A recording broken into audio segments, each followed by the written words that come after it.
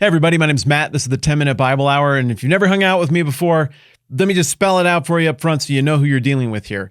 I'm what you would call a Protestant Christian. That is, I believe in the creeds, all of those foundational statements that Christians put together in the first few centuries of Christianity. I'm super enthusiastic about the Bible. I think that the God of all of creation is behind it, and I think that the answers for what is wrong with planet Earth today, right now, and what is wrong with all of us, the stuff that's broken about all of us, the answer is in the God that is behind this text, and it's in the message of Christianity, the message of Jesus Christ, which is called the gospel. So I talk about that kind of stuff a lot on the internet, but it does not matter how much I would like to imagine that I can understand everybody else's perspective and speak for all of Christianity ever. I can't. I'm one guy from a part of one historical thread of Christianity, and I've lately been really getting into learning more about other parts of that Christian family tree, people who are descended from other historical threads.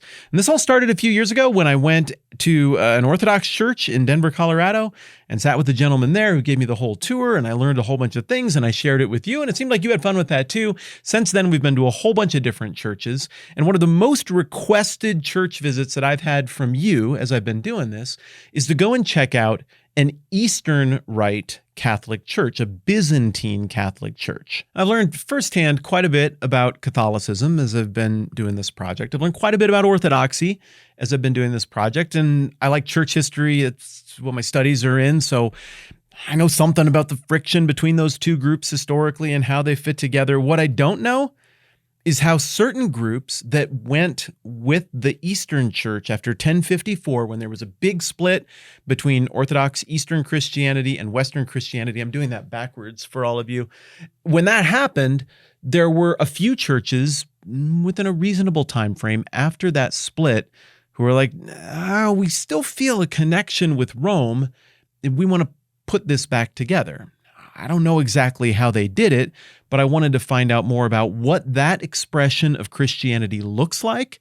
And I wanted to know more about exactly what went down there and see if there was any kind of blueprint that we could take from that as we try to figure out what it might look like to move forward as Christians today. So this is a really important church visit to me. I'm headed to Homer Glen, Illinois, which is a suburb on the west side of Chicago, to hang out with a gentleman named Father Tom Loya. Now, right as I walked up, what was immediately evident is this church looked very different than any other Catholic church I had ever been to. And one of the things that also quickly stood out was that the grounds were immaculate. There was something going on outside the building that was communicating things about the theology inside the building to anybody who might happen by and to the community in general. So unplanned, before we ever got into the inside stuff, I took a stroll with Father Loya and asked him to explain to me what the grounds meant theologically. The same vision that's in our church with the iconography, the images of the scripture and so on, through line and color, that same spirituality, that same sacramental worldview, we've taken to the outside, to the environment. In other words, it's all about God being revealed, whether it's through an image in the church and through our liturgy, our prayer, or through ourselves, or through the environment. I assume this is Mary and Elizabeth? Yeah, very Jesus good, and John the Baptist? Yeah, because this is dedicated to children, especially those unborn, who were aborted. And so we see them when they got together and John left in the womb, with Elizabeth when Christ came. So that's what that icon is. Yes, Elizabeth and Mary. Garden of the Holy Innocents. Water was a theme of this property. Water was coming through this property very naturally, and for the neighborhood, at times became a problem. This whole area in here, all this property here, was a detention area for this development, and it was left to like go. It holds water when... Yeah, holds water, runoff and all that. Okay. And it was supposed to be kind of preserved and kept up and clean and stuff like that, and it was let to go. So it became an eyesore, it became almost like a dump. So we came here and we got together with the neighbors and we bought this property. We bought it in an auction from the county. Even though it wasn't your responsibility and No. It wouldn't make your thing better. No, it wasn't at all. We didn't need this property. We had plenty. There's a thing in the Bible about that. Yeah. But so we came and we proposed. We would clean it up And the center part, which is ours, would become the restored prairie. See, when you put here the plants that God put here, then the whole ecosystem works. So the flooding stopped. It's no longer a problem. You literally took a problem and redeemed it, which is a constant reminder every time somebody walks through this or drives by and sees it, of what redemption looks like and what it is. Right, that's the key word, redemption, because when we were going to build our church here, a lot of the neighborhood here fought to keep us out. It was like, how people are sometimes, no matter what it is, it's not in my backyard, Right, yeah. And you're going to create problem, we have a water problem, you're going to make it worse. Says, no, you'll see.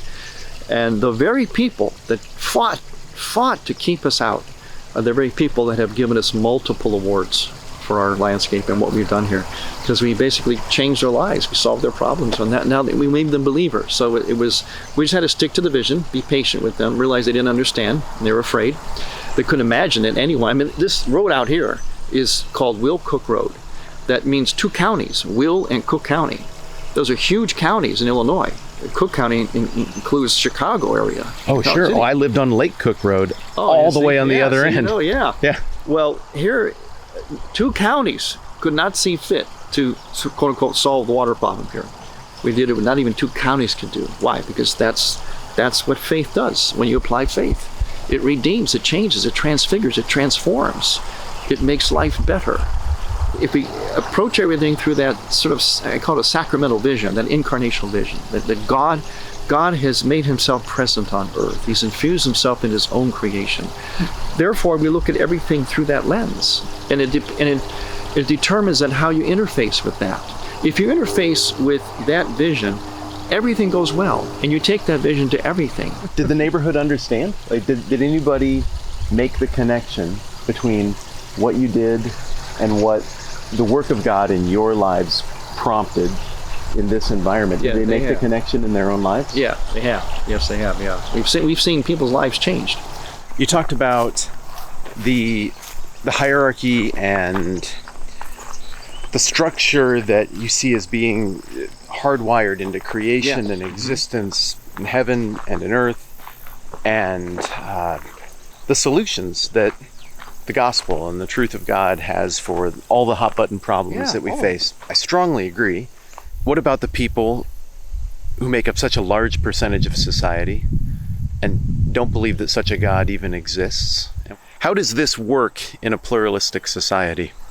I think the way it has to work is we have to be confident about it and persuasive about it. We can't apologize for it. We have to realize that this is the way. There is a way, and that way is good for you. It's going to be good for everyone. And you can see the results. You have to look around now in the world. What is going well? Nothing. Why is it not going well? Because we don't know how to do anything. As long as we have all this pluralism and their atheism, agnosticism, we have no lens through which to look at everything in the correct way. But there is a correct way.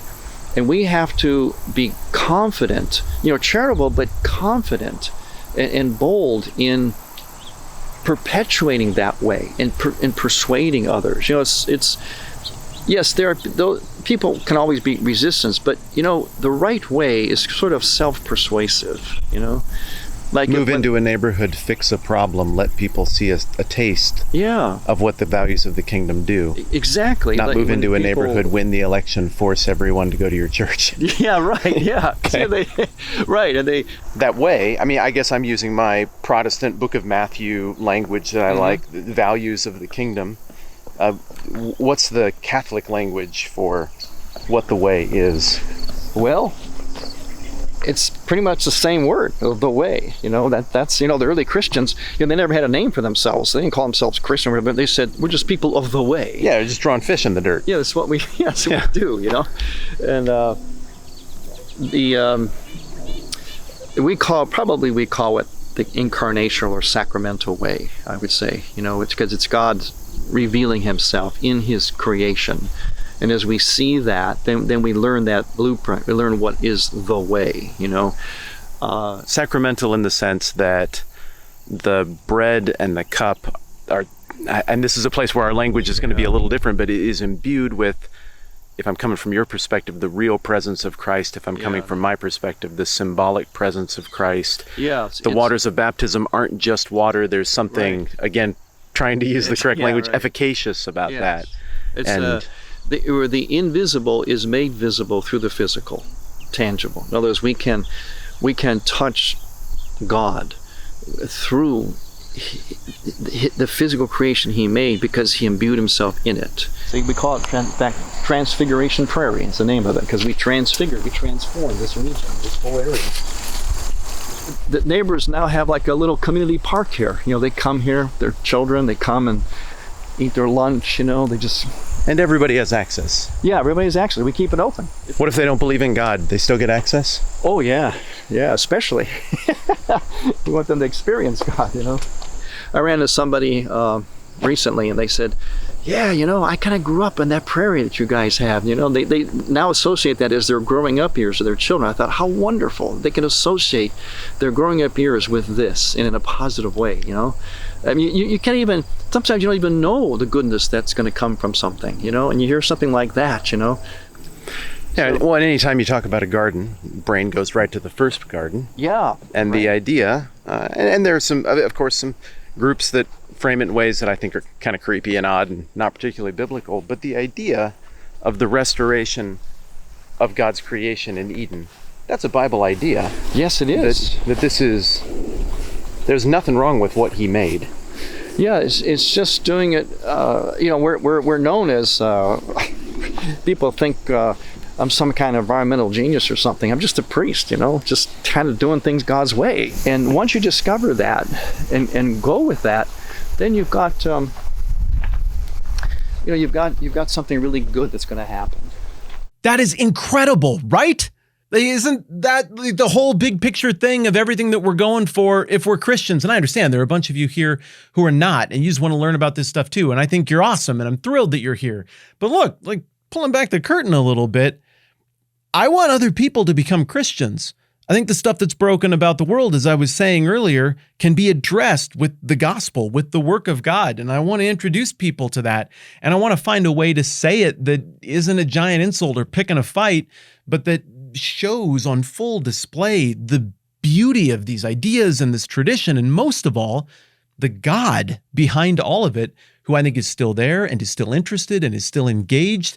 And even for those of us who have lived wildly chaotic lives, ideologically chaotic lives, angry lives, even those of us who've got things we're embarrassed about or that we feel imposters about, like that God, I believe is present and is interested. So how do you say that to people?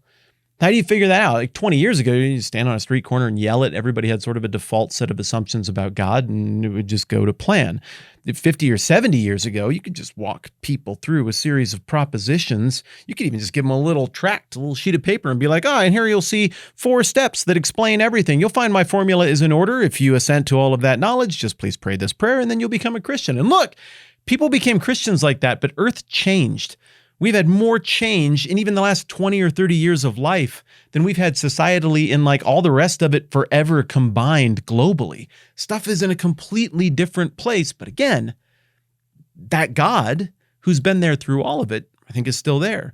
That message of grace and redemption and forgiveness and salvation and hope and optimism and some sort of order to us and to society and history, some clarity to the story, that's been there the whole time, and it's still there now.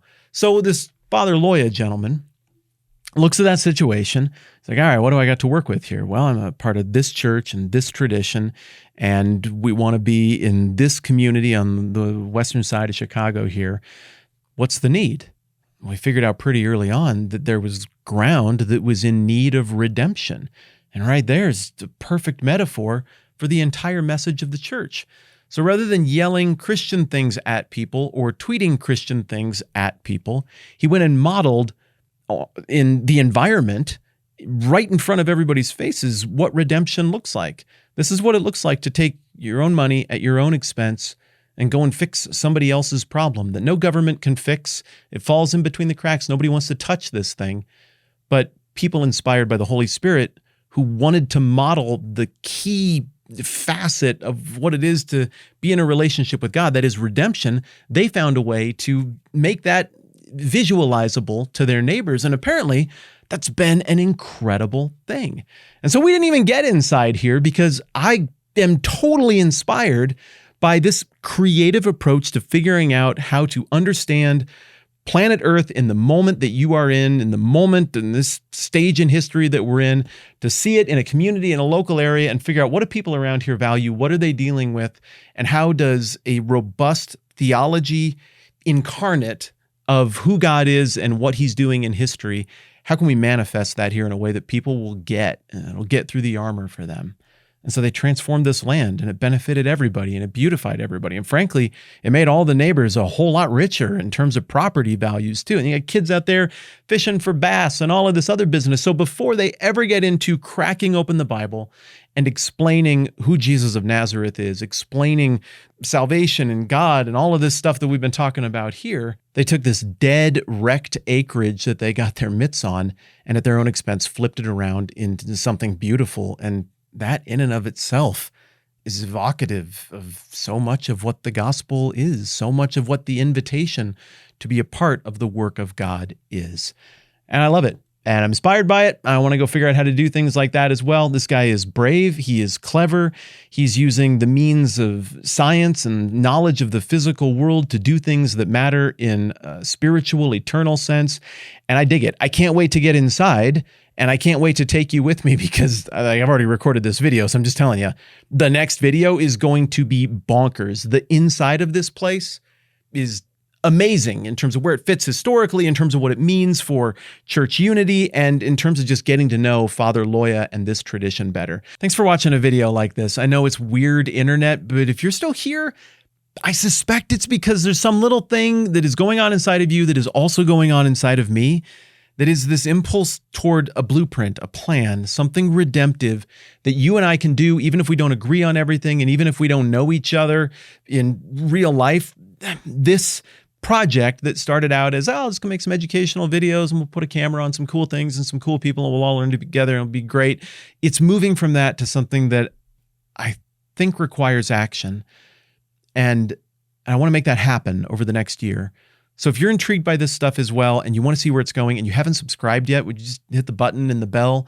Because I think we've got a lot more to talk about here and I'm excited to see where it goes together. Again, can't wait to show you more about this church next time around. Thank you for hanging out with me. I'm Matt. This is the 10-Minute Bible Hour. Let's do this again soon.